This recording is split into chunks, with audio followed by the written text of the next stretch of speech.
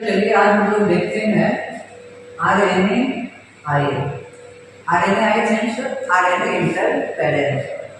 RNA interference क्या होता है, इस चीज को समझने के लिए एक एग्जांपल लेते हैं हम लोग। मिलेडोगाइन इनकॉग्निटिया टोबैको प्लांट के रूट में इन्फेक्ट करता है। आरएनए इंटरफेरेंस में हम लोग एक ऐसा डीएनए का यूज करते हैं जो कॉम्प्लीमेंट्री डबल स्ट्रैंडेड आरएनए बना है। Okay, generally RNA single strand होता है और सिंगल स्ट्रैंड आरएनए ही प्रोटीन बनाता है। किसी भी कैरेक्टर को कंट्रोल करने के लिए सिंगल स्ट्रैंडेड आरएनए प्रोटीन बनाता है, लेकिन यदि डबल स्ट्रैंडेड आरएनए बन जाए तो वो प्रोटीन नहीं बनाएगा। आरएनए इंटरफेरेंस में डबल स्ट्रैंडेड एमआरएनए बनाया जाता है और डबल स्ट्रैंडेड एमआरएनए बनने की वजह से एक प्रोटीन नहीं बना पाएगा। ओके, मतलब इसमें ट्रांसलेशन नहीं हो पाएगा। एक निमेटोड है मिलेडोगाइन इनकॉग्निटिया। मिलेडोगाइन इनकॉग्निटिया टोबैको प्लांट्स के रूट्स में इन्फेक्ट करता है और टोबैको प्लांट्स के रूट्स में इन्फेक्शन की वजह से इसका जो प्रोडक्शन होता है वो घट जाता है। Okay, great reduction in yield, मतलब टोबैको बहुत कम प्रोड्यूस होता है। और हमारे कंट्री में टोबैको का बिजनेस है। यदि टोबैको का प्रोडक्शन घट जाए तो इकोनॉमिकली कंट्री को बेनिफिट्स नहीं होगा।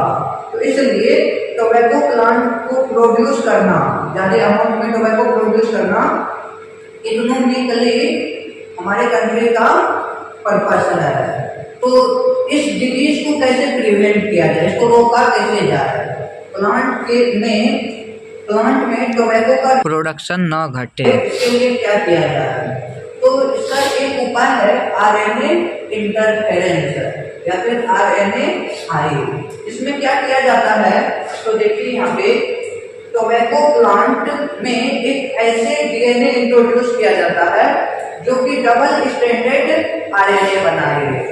ओके, नॉर्मली डीएनए क्या बनाता है, आरएनए बनाता है और आरएनए सिंगल स्ट्रैंडेड होता है, लेकिन यहाँ पे डीएनए डबल स्ट्रैंडेड आरएनए बनाता है। Double stranded RNA means sense और एंटी सेंस दोनों आरएनए बनेगा। जब दोनों आरएनए बना, अब क्या होगा कि इसमें निमेटोड इन्फेक्शन करेगा इस टोबैको प्लांट में। जैसे मान लीजिए मिलेडोगाइन इनकॉग्निटिया इसमें इन्फेक्शन किया और मिलेडोगाइन इनकॉग्निटिया अपना डीएनए से एमआरएनए बनाएगा और एमआरएनए जैसे ही बनेगा तो देखिए जो टोबैको प्लांट भी अपना एमआरएनए बनाएगा। अब टोबैको प्लांट का mRNA is complementary to mRNA of Meloidogyne incognita. इसके एमआरएनए की कॉम्प्लीमेंट्री है। जैसे ही ये एमआरएनए बनाएगा तो ये भी एमआरएनए बनाएगा और इसका एमआरएनए जाके इससे बाइंड हो जाएगा। एमआरएनए ऑफ मिलेडोगाइन इनकॉग्निटिया से बाइंड हो जाएगा और बाइंड हुआ तो दोनों एक दूसरे का कॉम्प्लीमेंट्री है, मतलब डबल स्ट्रैंडेड एमआरएनए बन गया। और जैसे ही डबल स्ट्रैंडेड एमआरएनए बना तो मिलेडोगाइन इनकॉग्निटिया प्रोटीन नहीं बना पाएगा और प्रोटीन नहीं बना पाएगा तो क्या टोबैको प्लांट में इन्फेक्शन फैला पाएगा? नहीं फैला पाएगा। मतलब tobacco plant got prevented from the infection of Meloidogyne incognita. Okay, इसी प्रोसेस को बोला जाता है RNA I. Okay, RNA interference. ठीक है, तो आरएनए इंटरफेरेंस में क्या हो रहा है, आरएनए इंटरफेरेंस को हम लोग डिफाइन कैसे करेंगे? Silencing of all specific mRNA due to complementary double stranded RNA. Complementary double stranded RNA, okay, which binds to the mRNA and prevent the translation. Okay, मतलब क्या हुआ, टोबैको प्लांट में ऐसे डीएनए को इंट्रोड्यूस किया जा रहा है जो मिलेडोगाइन इनकॉग्निटिया के डीएनए के कॉम्प्लीमेंट्री है।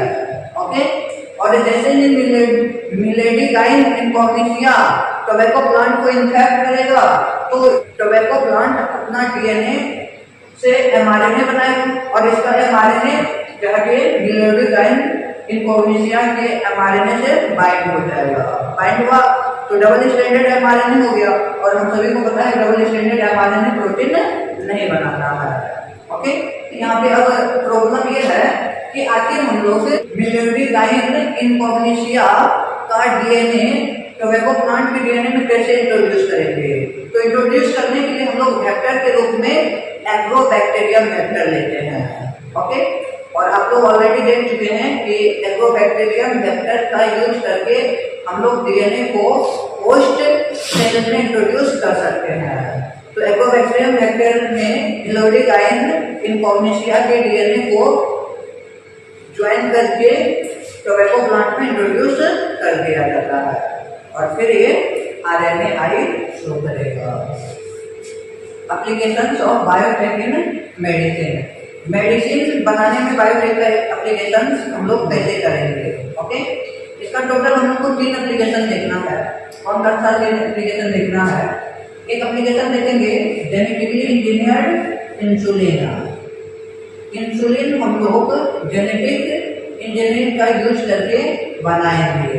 कैसे बनाएंगे वो देखना है। उसके बाद दूसरा एप्लीकेशन देखना है जीन थेरेपी और तीसरा एप्लीकेशन देखना है मॉलिक्यूलर डायग्नोसिस। ओके, इन तीनों में बायोटेक का यूज होता है। तो सबसे पहले चलिए जेनेटिकली इंजीनियर्ड इंसुलिन देखते हैं। सपोज दैट कोई डायबिटिक पर्सन है और डायबिटिक पर्सन को इंसुलिन चाहिए और इंसुलिन हमारे सोसाइटी में अवेलेबल नहीं है, तो फिर हम क्या करेंगे या फिर डायबिटिक पर्सन क्या करेगा? यदि उसके लिए एनफ इंसुलिन अवेलेबल नहीं है तो डायबिटिक पर्सन क्या करेगा? तो डायबिटिक पर्सन किसी अदर ऑर्गेनिज्म से जो इंसुलिन बना रहा है उससे इंसुलिन एक्सट्रैक्ट करेगा और फिर डायबिटिक पर्सन को दिया जाएगा। तो इस तरह से डायबिटिक पर्सन अपने आप को मेंटेन कर सकता है by extracting the insulin from other organism. Okay, other organism से इंसुलिन को एक्सट्रैक्ट करके डायबिटिक पर्सन अपना इंसुलिन की आपूर्ति कर सकता है। ठीक है, या फिर दूसरा टेक्निक क्या है? दूसरा टेक्निक है कि वो इंसुलिन के जीन को किसी अदर ऑर्गेनिज्म, जैसे मान लीजिए माइस है या फिर रैट है, कोई भी अदर ऑर्गेनिज्म, मान लीजिए माइस है। ओके, माइस इंसुलिन प्रोड्यूस करता है, माइस में भी इंसुलिन का प्रोडक्शन होता है। तो माइस में जो इंसुलिन वाला जीन है, इस जीन को हम एक्सट्रैक्ट कर लेंगे। ओके, और इस जीन से हम लोग rDNA बनाएंगे, रिकॉम्बिनेंट डीएनए। और रिकॉम्बिनेंट डीएनए को मान लीजिए इकोलाई में डाल दिए। ओके, और इकोलाई का कल्चर कर लेंगे। इकोलाई का कल्चर करने से बहुत सारी इकोलाई हो जाएगा and E coli produce insulin. Insulin produce करेगा, फिर इस इंसुलिन का हम लोग डायबिटिक पर्सन के लिए यूज करेंगे। ओके, तो ये उपाय है। तो ये क्या हो गया? जेनेटिकली इंजीनियर्ड इंसुलिन हो गया। ओके, तो जेनेटिकली इंजीनियर्ड इंसुलिन बनाने के लिए क्या करना होगा? तो अर्लियर टाइम में हम लोग पीग हो गया या फिर स्लॉटर कैटल्स, मतलब जीवों की हत्या करके, कैटल की, पशुओं की हत्या करके उससे इंसुलिन निकाल लेते थे और इंसुलिन डायबिटिक पर्सन को दे दिया जाता था। ओके, लेकिन इसे जीवों की हत्या करना पड़ता था, पशुओं की हत्या करना पड़ता था। ओके, पिग्स की हत्या करना पड़ता था। चलो हम लोग वो भी करने के लिए रेडी हैं कि जीव की हत्या करके भी मनुष्य को जिंदा रखा जा सके, मनुष्य का डायबिटीज कंट्रोल किया जा सके। लेकिन प्रॉब्लम ये था कि जो पिग से इंसुलिन प्राप्त होता था वो इंसुलिन एलर्जी काउज करता था और एलर्जी काउज करने की वजह से उसे हम लोग ज्यादा टाइम तक यूज नहीं कर सकते हैं। ओके, तो अब इंसुलिन को जेनेटिकली कैसे बनाया जाए, बायोटेक का यूज करके कैसे बनाया जाए, ये एक डिफिकल्ट टास्क था। इंसुलिन में 2 चेन होता है। आइए इंसुलिन की स्ट्रक्चर देखते हैं। इंसुलिन में एक्चुअली दो चेन होता है, दो पॉलीपेप्टाइड चेन से बना होता है। एक चेन होता है ए और दूसरा चेन होता है बी। और इंसुलिन में टोटल 51 अमाइनो एसिड होता है। 51 अमाइनो एसिड में जो चेन ए होगा, चेन ए में 21 अमाइनो एसिड होता है और चेन बी में 30 अमाइनो एसिड होता है। और दोनों चेन ए और चेन बी डाइसल्फाइड बॉन्ड के थ्रू जुड़ा होता है। दो सल्फाइड बॉन्ड, एक अमाइनो एसिड 7 में होता है डाइसल्फाइड बॉन्ड और दूसरा होता है 20 और 19 के बीच डाइसल्फाइड बॉन्ड। तो दोनों चेन आपस में डाइसल्फाइड बॉन्ड के थ्रू जुड़ा होता है। और इसके अलावा एक एक्स्ट्रा डाइसल्फाइड बॉन्ड होता है चेन ए में। चेन ए में अमाइनो एसिड 6 और अमाइनो एसिड 11 के बीच एक एक्स्ट्रा डाइसल्फाइड बॉन्ड होता है। ओके, तो this is the structure of insulin. अब इंसुलिन बनाना था, तो यदि मेमल्स में बात करें तो मेमल्स में मैच्योर इंसुलिन बनने से पहले प्रो इंसुलिन बनता है। और प्रो इंसुलिन में टोटल 3 चेन होता है। 3 चेन कौन कौन सा होता है?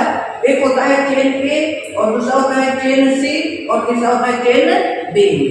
ओके, और प्रो इंसुलिन जब मैच्योर होता है तो चेन सी रिमूव हो जाता है। बचा कौन कौन सा? चेन ए और chain B. Mature insulin chain A और चेन बी से बना होता है। ओके, अब इंसुलिन वाला जीन यदि हम किसी ऑर्गेनिज्म में डालते हैं, यदि मान लीजिए इकोलाई बैक्टीरिया में ही डाले, तो बैक्टीरिया में मेमल्स के जैसा ट्रांसक्रिप्शन प्रोसेस नहीं होता है। बैक्टीरिया क्या करेगा कि तीनों चेन को बना देगा, और तीनों चेन बनेगा तो फिर मैच्योर इंसुलिन नहीं बन पाएगा। ओके, तो फिर इसका उपाय सोचा गया। 1983 में एली लिली एक अमेरिकन कंपनी आया। उन्होंने क्या किया, एक चेन वाले जीन को और फिर बी चेन वाले जीन को सेपरेटली लैब में बनाया। ओके, और सेपरेटली लैब में बनाने के बाद इसको दोनों को जोड़ना भी था। कैसे जोड़ना था? तो डाइसल्फाइड बॉन्ड से। तो उन्होंने डाइसल्फाइड बॉन्ड क्रिएट किया, फिर दोनों को कंबाइन किया और फिर जाकर के कंबाइन करने के बाद इंसुलिन एक्सट्रैक्ट किया। ओके, तो इस तरह से एक जेनेटिकली इंजीनियर्ड इंसुलिन बनाया जाता है। ओके, और ये 1983 में lily lily an American company prepared chain A and chain B separately. Okay, separately produce किया। इस तरह से इंसुलिन बन गया और जो डायबिटीज पर्सन है उन डायबिटीज पर्सन को प्रॉपर्ली दिया जाता है। चलिए, इसके बाद हम लोग देखते हैं second use gene therapy. Gene therapy में हम लोग बायोटेक का यूज कैसे करते हैं? जीन थेरेपी क्या होता है? Correction of defective gene. Defective gene को करेक्ट करना जीन थेरेपी कहलाता है। ओके, इसमें क्या किया जाता है? पर्सन के जो डिफेक्टेड जीन होते हैं, डिफेक्टेड जीन की जगह में नॉर्मल जीन को इंट्रोड्यूस करके, इंसर्ट करके पर्सन को हेल्दी बनाया जाता है। Okay, this is called gene therapy. इसको भारत में gene therapy. Okay, 4 year old girl को 1990 में सबसे पहला जीन थेरेपी दिया गया था। इस गर्ल को क्या हुआ था? ADA deficiency. ADA deficiency. ADA deficiency का मतलब क्या हुआ? Adenosine deaminase deficiency. Okay, ADA gene में डिफेक्ट होने की वजह से जो लिम्फोसाइट्स होता है ये मैच्योर नहीं हो पाता है। ओके, एडिनोसिन डीअमाइनेज एक एंजाइम होता है जो लिम्फोसाइट्स के मैच्योरेशन में हेल्प करता है।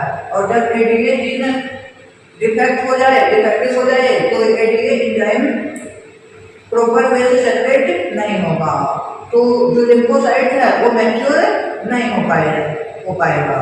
और आप सभी को पता है कि लिम्फोसाइट्स का हमारे बॉडी में बहुत ही इंपॉर्टेंट रोल होता है, क्योंकि यदि हमारे बॉडी में डब्ल्यूबीसी या लिम्फोसाइट्स ना बने तो लिम्फोसाइट्स नहीं बनने की वजह से बहुत सारे डिजीज अपीयर हो सकते हैं। इसको हम लोग बोलते हैं SCID, severe combined immunodeficiency disease. Okay, तो मतलब एडीए जीन में डिफेक्ट होने की वजह से severe combined immunodeficiency disease हो सकता है। तो इस डिजीज को कैसे ट्रीट किया जाए? इस डिजीज के ट्रीटमेंट के 3 उपाय है। 3 उपाय क्या है? पहला उपाय है कि हम लोग बोन मेरो ही चेंज कर देंगे। यदि बोन मेरो ट्रांसप्लांट कर दें तो जो न्यू बोन मेरो होगा वो एडीए जीन उसके पास होगा और एडीए जीन नॉर्मल लिम्फोसाइट्स को प्रोड्यूस करेगा। ओके, दूसरा उपाय क्या है? Enzyme replacement therapy. Enzyme replacement therapy में क्या होता है कि इसका लिम्फोसाइट्स निकालने के बाद इसमें फंक्शनल एडीए डाल देंगे। ओके, मतलब एडेनोसिन डीएमाइनेज डाल देंगे, फिर इसको जो चाइल्ड है उसके बॉडी में डाल दें तो प्रॉपर एडीए वो बनाएगा, ठीक ना। लेकिन लिम्फोसाइट्स का एक प्रॉपर एज होता है, मतलब एक प्रॉपर टाइम के बाद ये डिस्ट्रॉय हो जाता है। लिम्फोसाइट्स प्रॉपर टाइम के बाद डिस्ट्रॉय हो जाता है, तो प्रॉपर टाइम के बाद ये डिस्ट्रॉय हो जाएगा, फिर डालना पड़ेगा। मतलब पेरियोडिकली एंजाइम रिप्लेसमेंट थेरेपी में क्या होता है कि पेरियोडिकली हमें एंजाइम को इंट्रोड्यूस करना होता है, एडीए एंजाइम को। तो this is not a curable treatment, ये परमानेंट ट्रीटमेंट नहीं है। ओके, तो परमानेंट ट्रीटमेंट क्या है? Permanent treatment is gene therapy. Gene therapy क्या कि यदि ऑर्गेनिज्म के या फिर पर्सन के बॉडी में सेल्स में एडीए जीन डाल दिया जाए, नॉर्मल एडीए जीन डाल दिया जाए तो परमानेंट क्योर हो जाएगा। ओके, परमानेंट ट्रीटमेंट हो जाएगा। लेकिन एडीए जीन हमें या तो एम्ब्रायो स्टेज में डाल सकते हैं या फिर चाइल्डहुड स्टेज में डाल सकते हैं।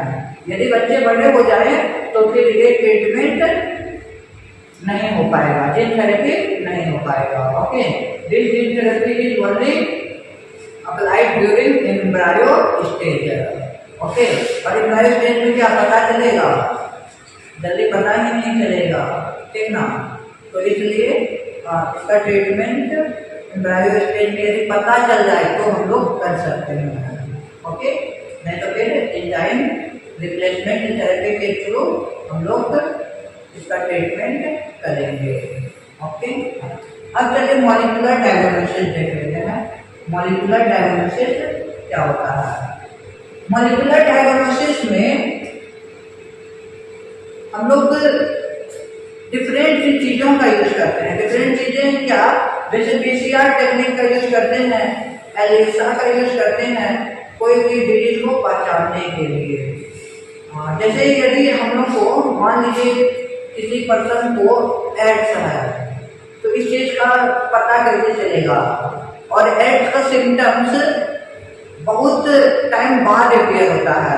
जब तक एड्स का सिम्टम्स अपेयर होता है तब तक पता चलता है कि नंबर ऑफ वायरस बहुत ज़्यादा इंक्रीज कर चुका है और उसको कंट्रोल करना काफ़ी मुश्किल होता है, वेरी डिफिकल्ट है।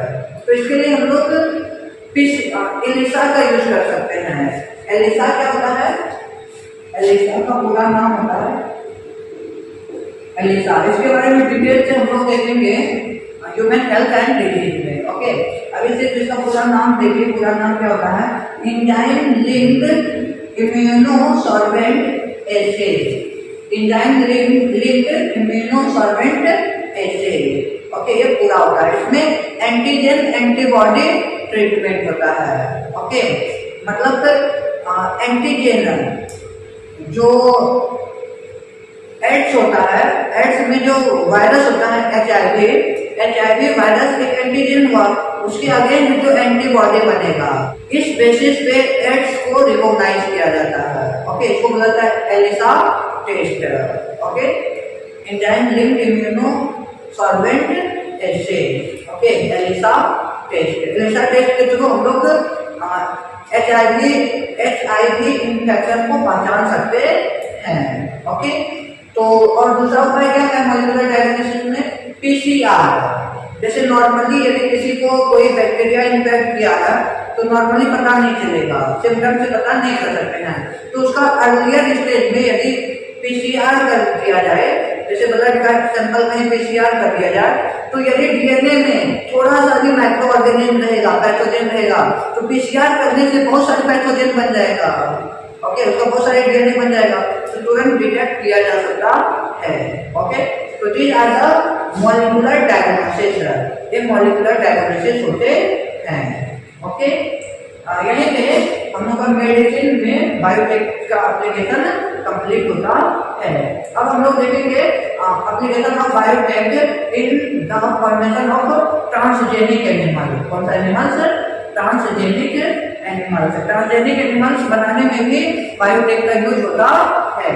तो ट्रांसजेनिक एनिमल बनाने में बायोटेक का यूज कैसे होता है? तो देखिए, जैसे एक रोजी काव है, रोजी काव का नाम आप लोग सुने होंगे, जो कि high protein rich milk produce करता है। ओके, नॉर्मली काऊ जो मिल्क प्रोड्यूस करता है उसमें नॉर्मल प्रोटीन होता है, लेकिन जो रोजी काऊ होता है उसमें हाई प्रोटीन होता है। ओके, तो ये ट्रांसजेनिक एनिमल होते हैं। ओके, इसके जीन, इसमें अच्छा जीन इंट्रोड्यूस करवा के ट्रांसजेनिक एनिमल इसको बनाया गया है। ओके, तो ट्रांसजेनिक एनिमल में भी बायोटेक का यूज होता है। Okay, thank you so much.